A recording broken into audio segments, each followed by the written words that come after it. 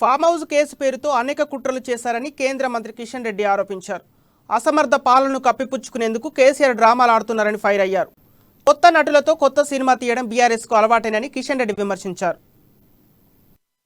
పనులు ముఖ్యమంత్రి గారికి ఎలా చేరాయి అనేటువంటి విధంగా ఈ రోజు నిన్నలో ఇచ్చినటువంటి తీర్పులో మనకు అర్థమవుతా ఉంది. ముఖ్యమంత్రి గారు ఈ ప్రాథమిక దర్యాప్తులో ఉన్నప్పుడే వీడియోలు, ఆరోపణలు న్యాయస్థానాలకు, పార్టీలకు, ప్రచార ప్రసార సాధనాల మేనేజ్మెంట్లకు ఇవన్నీ పంపారు కాబట్టి పారదర్శకంగా జరగదనేటువంటి అనుమానం ఏదైతే ప్రజలు పెట్టారో అదే అనుమానాన్ని నిన్న హైకోర్టు కూడా వ్యక్తం చేయడం.